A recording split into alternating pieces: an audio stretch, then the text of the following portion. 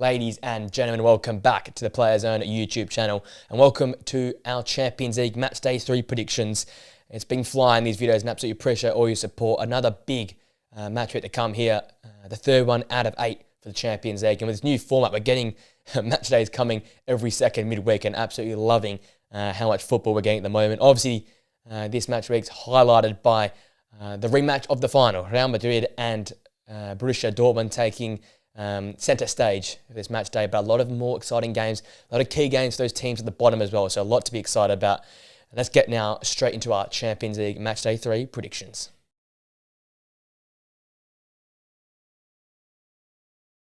Our first game takes us to the Principality of Monaco as they take on Red Star Belgrade. A really interesting game I see here. Monaco, a team that has struggled in recent times off the back of a 0-0 draw versus Lille in Ligue 1 on the weekend, and also a 2-2 draw versus Dinamo Zagreb last time out in the Champions League. They're a team that has a lot of potential, but as I said in the podcast previously, a bit of a misfit bunch of players put together. There's a lot of excitement in this team going forward. It's about if they can find at the back of the net consistently. And I think in this game here, it's going to be key for them. Without Balogun, it's going to be looking to the likes of Minamino and Seguier up top to create behind that centre forward there. So it's these sort of players, how they can link up, how they can stretch the back line, how they can get at this Red Star team, which for me will hold the key for Monaco. They're a team that is very, very good at home. They haven't lost in the last 7 games at home. So you back them in. Obviously, you look back a few games ago, they obviously beat Barcelona at home as well. So I backed them in this game here. It's going to be an uphill task for Red Star Belgrade, who were beaten well and truly by Inter last time out 4-0 in the Champions League. To me, the question is, can the back four hold on here? Looking like Krunic, Elsnik, to protect this back four as the two holding midfielders. And then can the back four hold out and prevent those likes of Minamino, Balogun stretching this Red Star back line? If they can hold together strong and take the game deep, and if Monaco are wasteful with their opportunities, maybe they can nick a point here, Red Star. But I do back in Monaco. I've gone with a 3-0 win for the side. They need to find goals more consistently. I feel like this will be the start for a bit of a turnaround for the side's fortunes. We move to Milan for our next game as AC host Club Brugge. Another really interesting game to predict here. Milan, a team that on their day are fantastic, but have been really inconsistent as of recent weeks. They were impressive in their 1-0 loss to Leverkusen last time out in the Champions League. And you can see that the side have been up and down throughout the season through some of their results, especially in the league, beating Inter, then going on to lose to Fiorentina recently as well. So a hard team to pick up the trends in the side, but a common threat and a common trend has been Christian Pulisic's performances. He holds the key yet again for me. If he can get the ball more often than not and create things going forward, they're going to be a really solid side, AC Milan. I think also a key is Reinders in midfield.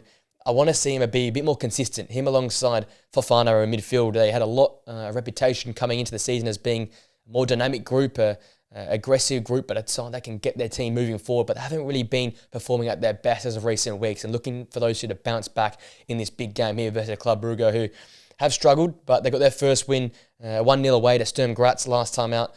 So Lois getting on the score sheet, he was a pivotal figure in that game there. And I think yet again, he'll have to be a key figure once again for this side, but I think it's going to be the counter-attacking style of football. Many teams in Serie A and the Champions League have got the better of Milan on the counter-attack as they throw that high line up and get the better of that really aggressive attacking midfield as well. So if Club Brugge can stay compact at the back and be good without the ball, the counter-attack is their chance to get at Milan here. I think it's going to be a real tight affair, a cagey affair. I've gone with a Milan 2-1 win for me, but don't get me wrong, there could be a chance for a famous point here on the road for Club Brugge. We move to the English capital as Arsenal host Shakhtar Donetsk in our next game here. Arsenal obviously having some mixed results as of recently, especially in the weekend, the Premier League losing 2-0 to Bournemouth. But thinking back to last time, the Champions League, it was a real character-driven, tough, well-worked win, 2-0 versus PSG, which gave them a lot of confidence. Yet again, built on that back line, the likes of William Saliba, Gabriel, the great former Calafiori at the moment as well. That was the centrepiece of that result here. But at home, this time around, you need them to get on the front foot. That's where my worry is with Arsenal right now. They're struggling for chance creation without Martin Odegaard and also Bukayo Saka not being there. I think in this game here, Martinelli, a Trossard, going to have to stand up. We know how Havertz can find the back of the net. when there's chances created for him, but they're going to have to need someone else to create those chances from midfield. Maybe a Mikel Moreno pushing on a little bit more, like how we saw in the European Championship as well. They haven't lost in the last 8 home games, so great home form. Can they extend that record here versus a Shakhtar Donetsk side that come off a tough loss 3-0 to Atalanta, a strong team in the Champions League as we've seen, but I don't see them having much of a chance here. It's going to be a real character-driven performance here. Looking like Bondar, Matvienko and Stepanenko to hold solid at the centre of the defence there. That triangle there, can they keep out this Arsenal attacking side that's going to be on the front foot for minute 1 and will look to want to bounce back after a disappointing loss in the weekend in the Premier League? I've got Arsenal win this game. It'll be a character-driven, bounce-back type performance. Going with a 4-0 Arsenal result here.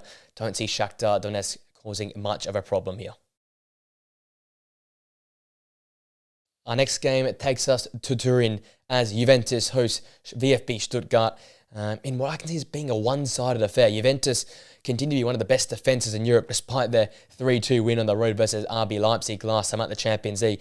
They don't often concede goals and they don't concede many goals in clumps. The only time they conceded more than 1 goal was that last win versus RB Leipzig. They've continued that great form in the Serie A and their home form is ridiculous at the moment as well. Unbeaten in their last 16 home games as well.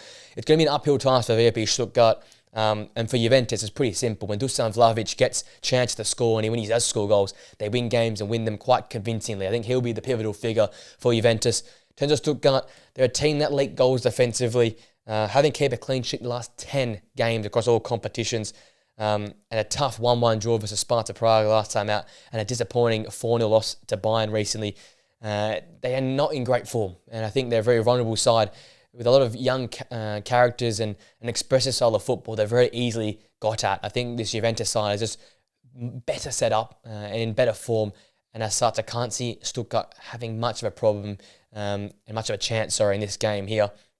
Look to their attacking players. If they're going to get anything out of this game, you're going to have to be attacking, be in the front foot, because you know this side's going to concede goals and concede chances. So Enzo Milo, Lewelling up the top there. Can these players create chances for the likes of Undav or Demirovic to find the back of the net up top?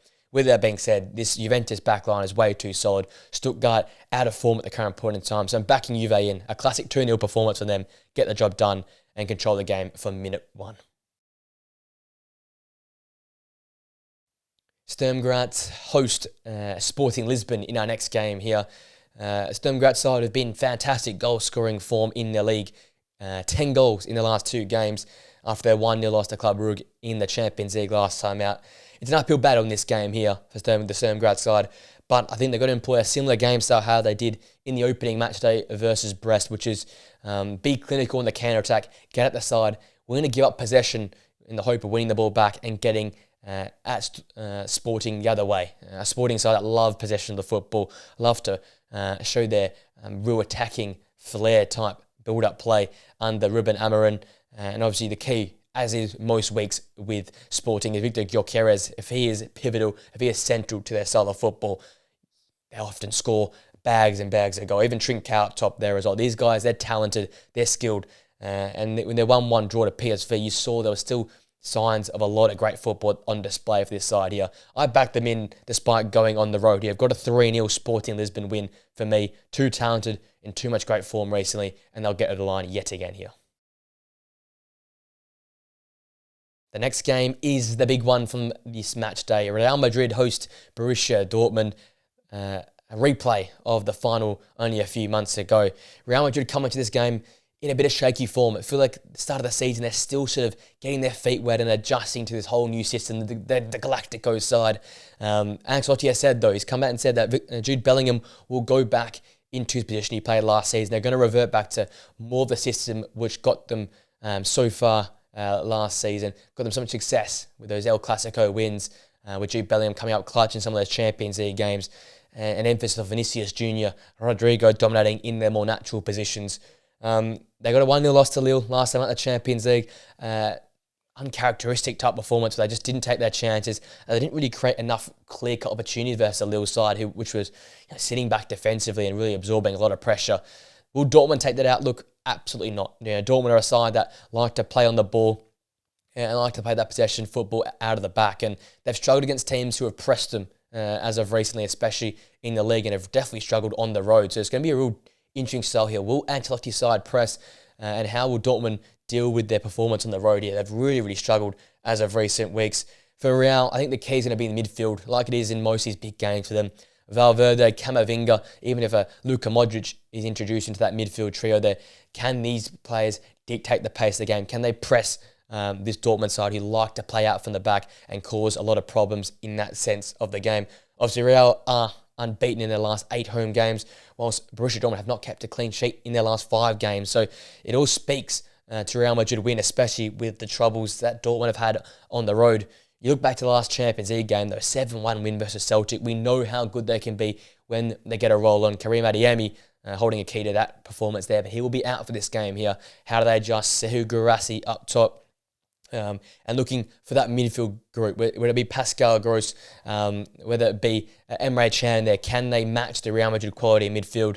And equally, I think most importantly, how do Anton and Nico Schlotterbeck hold up against the Galacticos, the likes of Mbappe, Vinicius Junior, Rodrigo, Jude Bellingham in a more aggressive position as well? Can they keep this Real Madrid side out? They did so well last time out, especially Nico Schlotterbeck last season in the Champions League. That back four was heroic in some of those performances in the knockout stages. Can they find some of that form here in this game versus Real Madrid?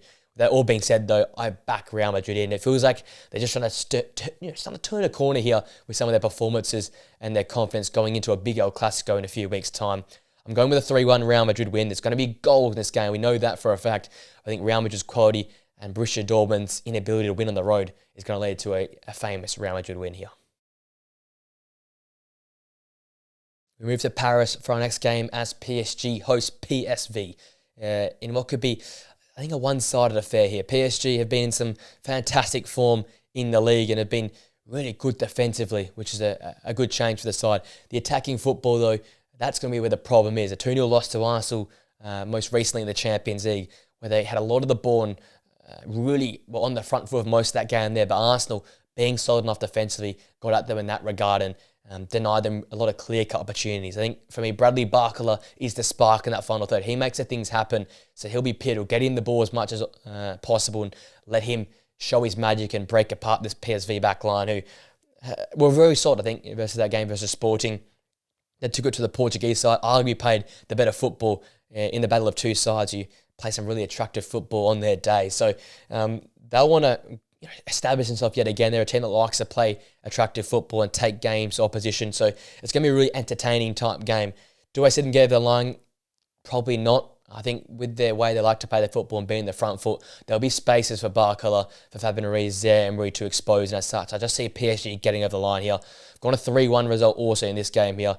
PSG at home, having the talent, having the quality, and having the experience in this competition will be just too much for me. We move to Spain for our next game as Girona hosts Slovan Bratislava. Girona obviously having probably their 2 best performances of the season in the Champions League. Both going down by a difference of 1 goal. A heartbreaking 3-2 loss last time out to a Feyenoord side. But the inability to go to the line has been seen. Only 1 win in their last 8 games across all competitions. And a lot of key injuries to this side that have really pinned them back in their ability to get at sides. That attacking quality and attacking spark we saw from Girona last season is no longer there. And as such in this game here, it's going to be the wing-backs. Gutierrez, Martinez from those wide areas. Can they exploit this Slovan Bratislava side that is one of the weakest in the competition? That, for me, is where Girona's attacking style will come from. Gutierrez constantly being pivotal to how Girona are going to play their attacking football. So him in particular will be very important here. You look at Slovan Bratislava, as I said, one of the weaker side in the Champions League. They come off probably their best chance to win here versus an out-of-form Girona side with a lot of injuries. And I think for them, it'll be Strelec up top. Their big centre forward. Can he get at this Girona side that has looked vulnerable defensively as well? So a big chance of both these sides here. Both out of form, both probably one of the weaker sides in the Champions League. It'll be a massive confidence-boosting win if either side can get it. I am backing Girona at home with some of the performances they've put in the Champions League. They've looked dangerous at times. I think they'll get over the line here in a real tight affair. 2-1 for me. And Slovan Bratislava can almost kiss their chances of a potential knockout stage appearance goodbye with a loss here. We move back to England as Aston Villa hosts Bologna. Villa obviously flying off the back of that famous 1-0 win at home versus Bayern last time out. They've had some great football in the Premier League as well, with a great result on the weekend, 3-1 versus Fulham. They haven't lost their last 9 games, and we know how loud Villa Park it starts to bounce in those European nights. So with that being said, with the form of some of the players like Ollie Watkins, John Duran off the bench, and the midfield creation of Yuri Tillemans, this side is looking unstoppable at this current point in time. Bologna have tried. They've looked a little bit better in recent weeks, but are far from the performances which they put in last season under Thiago Motta. They haven't won their last 4 games, struggled with a 2-0 defeat to Liverpool last time out in the Champions League. But if they're going to see any sort of improvement, you expect to see that from the wide areas. Orsolini, a key figure in this side, alongside Dominguez as well. These are the figures, I think, for me. If they're going to stand up in this game and really fight and take to Aston Villa, these are the players that have to be key for them.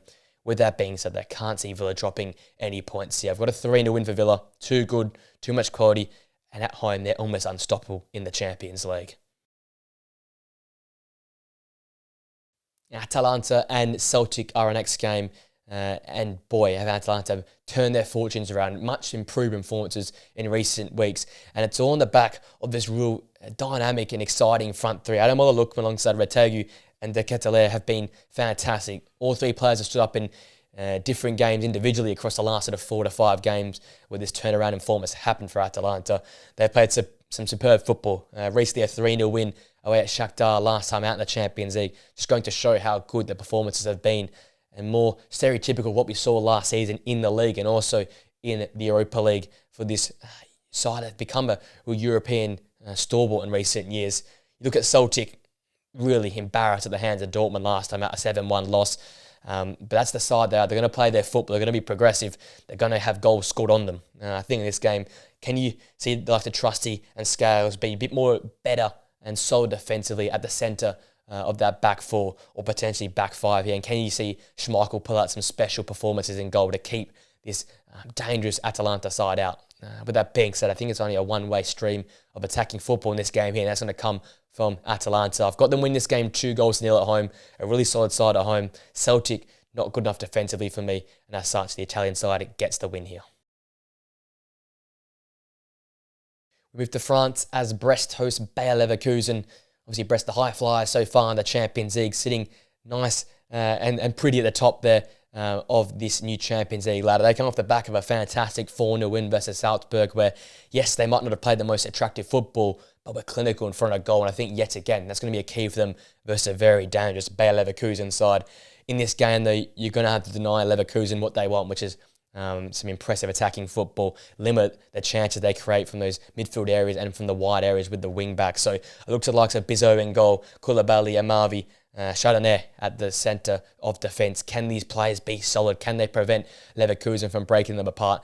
And we know in recent games that Leverkusen are vulnerable. So sit in defensively, be solid, deny Leverkusen what they want in front of goal, and maybe you get the odd chance on the counter-attack like they've shown in their recent Champions League performances, Brest. When you look at this Leverkusen side, they've been inconsistent defensively. They've been vulnerable at the back. However, their 1-0 win versus Milan last time at the Champions League showed what they're sort of all about. It was a real more solid performance. Take your chances when you get it. And that's what we've gotten used to with Leverkusen in the last 18 months or so. For me, Boniface and Wirtz, they're going to be pivotal against a Brest side. It's going to sit in deeper. They're going to try and absorb a lot of pressure.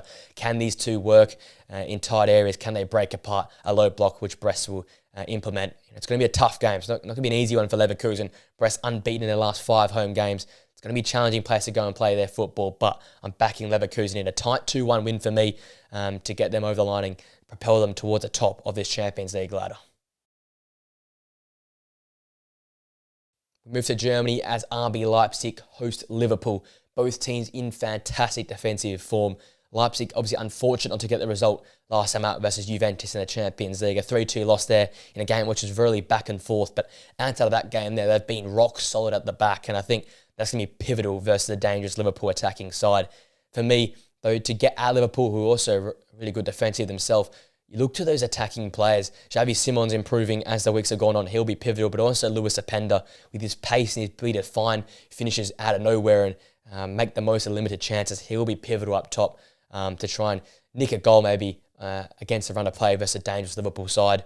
And look at Liverpool as well. Really, really impressive across all competitions. They've won their last 7 games, unbeaten in their last 8 away games as well. They've shown the ability to get the better of most sides and be balanced in their performances under Arne Slot. Against an equally good defence in Leipzig, I'm looking to Salah and Diaz, those wide players, those magical players that can make things happen in the flick of the fingers. And I think in this game here, just those two players and their quality and their unique ability to get the better of key moments in games gives me the idea that Liverpool win this game of football. I think it's going to be really tight with how good both defences have been. Leipzig at home is a dangerous side, but I back this Liverpool side, especially under Arne Slot, and with some of the performances they've put in to start the season off, they've looked really, really solid, especially with how dangerous they can be on the counter-attack, and with the midfield solidity and the 2 centre-backs being solid.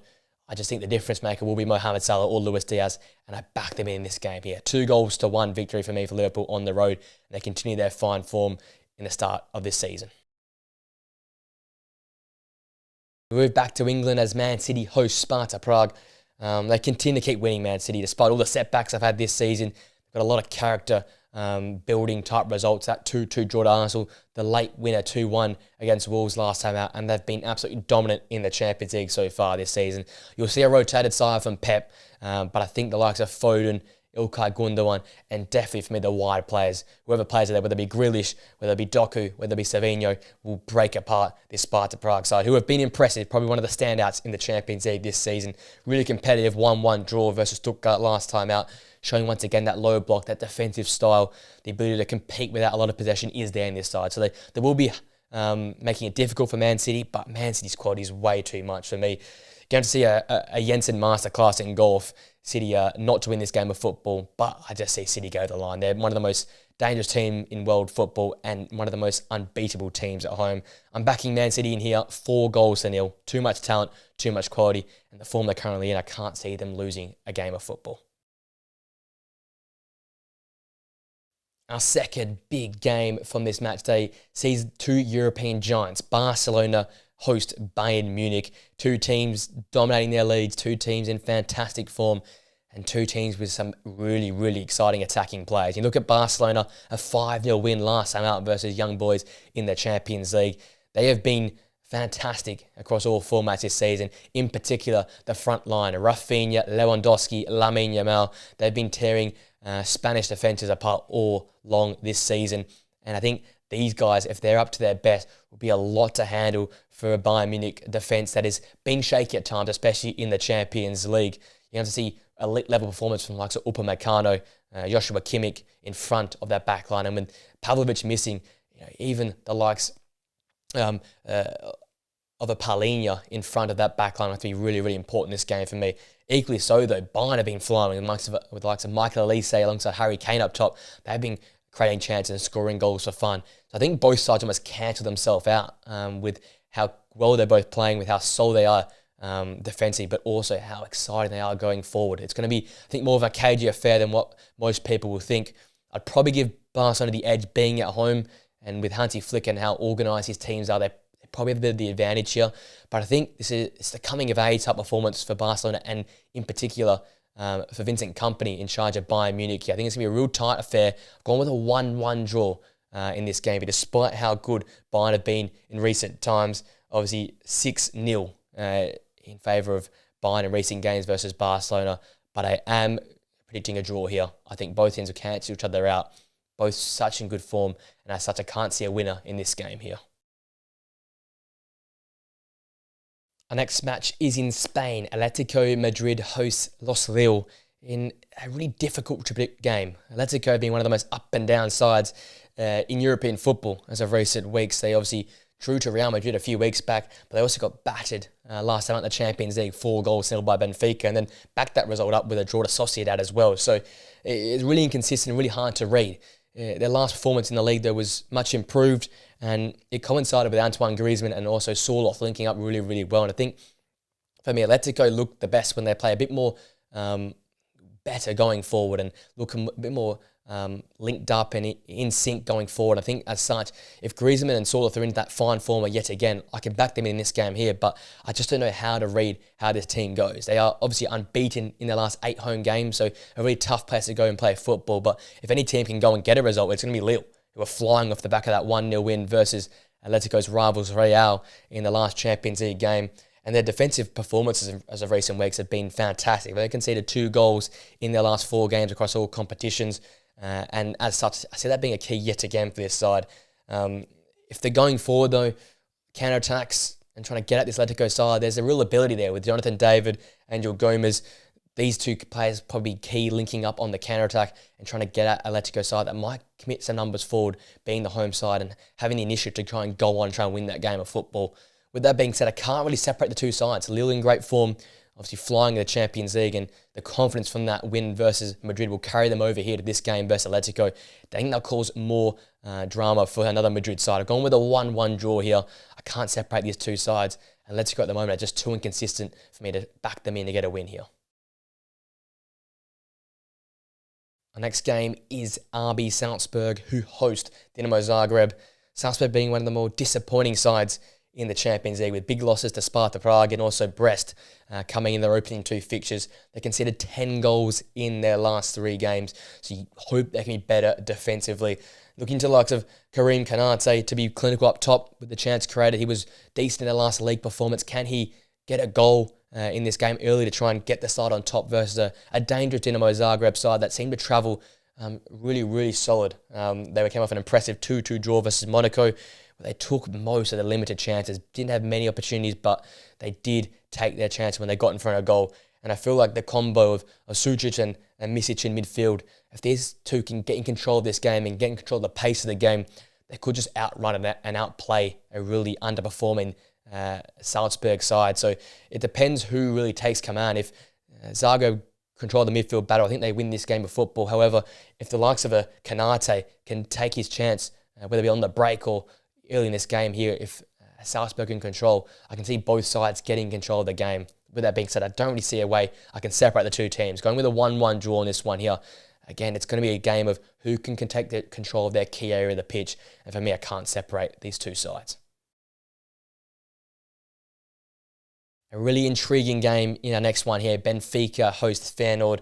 Benfica obviously in some really strong form as of recently. 6 wins on the trot, including their 4-0 win versus Atletico last time out, showing the quality that this side has. Obviously, with depth of such great players like Angel Di Maria, Otamendi, there's some real Champions League experience in this side here as well, alongside the really consistent midfield, who I think will be the key in this game here. Cocu alongside Luis and Orensens in midfield for Benfica. They hold the key. Similar, so they can dictate this game and take away what Feyenoord want, which is the want and the like to play football and be progressive and play in tight space and really dominate that Dutch style of football. If Benfica can take that away from them with their trio midfield, who are so consistent, so workmanlike, I can see Benfica getting on top in this game here. You look at Feyenoord, massive win on the road, 3-2 against Girona, real character-building win when they kept coming from behind there.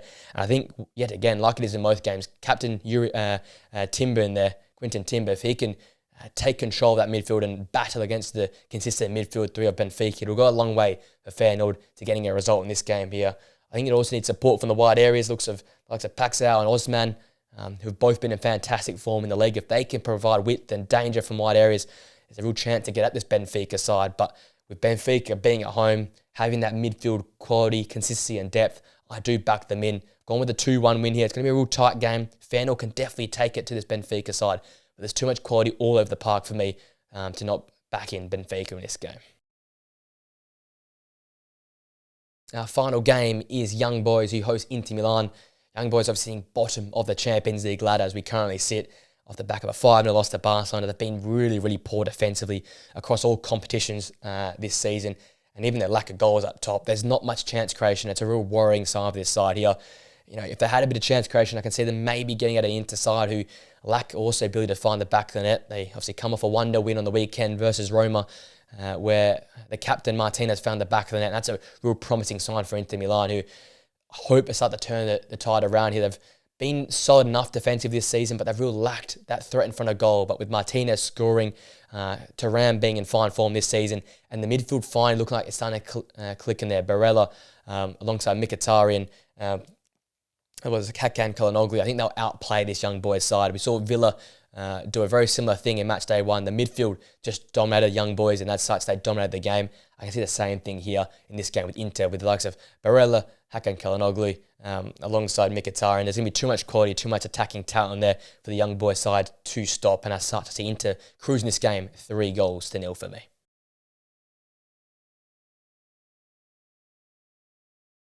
With that being said, ladies and gents, that brings my Champions League predictions for match day 3 to an end. A bit of a longer one, a lot of really interesting games to dive into. Let me know your thoughts in the comment section down below. What's your biggest game from the match week? And what's some of your predictions? Also, let me know in that comment section down below. How do you think I've gone with my predictions? Am I wrong? Am I right? I'd love to hear about it in the comment section. If you're new to the channel, guys, please smash a like on it. Subscribe to the Players Zone channel for more videos like these and also podcasts. And also press that post notification bell so you know we upload more videos, podcasts, and reaction content here on the channel. With that being said, I hope you enjoy the midweek Champions League action. Have a great rest of your day, and I'll see you guys for the video very, very soon. Till next time, guys. See you later.